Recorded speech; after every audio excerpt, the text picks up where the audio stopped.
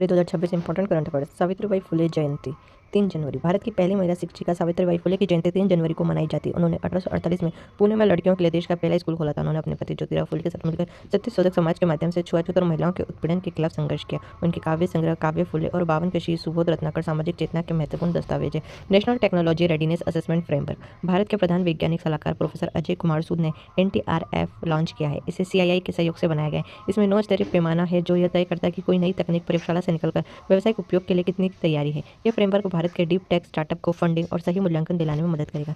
UPI का नया record. दिसंबर 2025 में यूपीआई ट्रांजैक्शन ने 21.6 बिलियन के आंकड़े को छूकर नया कीर्तिमान बनाया है। लेन देन का कुल मूल्य 28 लाख करोड़ रुपए रहा है। NPCI द्वारा संचालित इस प्लेटफॉर्म ने पिछले साल के मुकाबले 29.3 की बढ़त हासिल की है, जो भारत के डिजिटल पेमेंट इकोसिस्टम की मजबूती को दर्शाता है।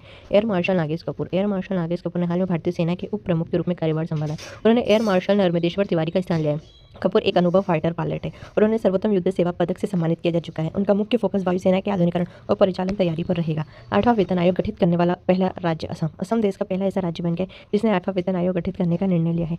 मुख्यमंत्री हेमंत बिस्वा शर्मा ने सरकारी कर्मचारियों के लिए इसकी घोषणा की है। असम की राजधानी दिसपुर है और यहाँ के वर्तमान राज्यपाल लक्ष्मण प्रसाद आचार्य है। विधानसभा सीटों की दृष्टि से यहाँ 126 सीटें हैं। भारत पाकिस्तान परमाणु प्रतिष्ठान समझौता। भारत और पाकिस्तान ने 1 जनवरी 2026 को अपने परमाणु प्रतिष्ठानों पर हमला निषेध समझौते के तहत जानकारी का आदान प्रदान पूरा किया है।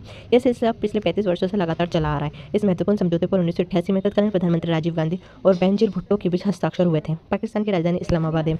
गोवा का तीसरा जिला क्यूपेम। क्यूपेम को गोवा का तीसरा जिला बनाया जाएगा। वर्तमान में गोवा में केवल 2 जिले उत्तर और दक्षिणी गोवा है। गोवा के मुख्यमंत्री प्रमोद सावंत है और राज्यपाल PS श्रीधरन पिल्लई हैं। गोवा 1961 में भारत का हिस्सा बना और 1987 में इसे 25वें राज्य का दर्जा दिया गया था। यहाँ मांडवी नदी प्रमुख है और विधानसभा की कुल 40 सीटें हैं। गोवा की राजधानी पणजी है।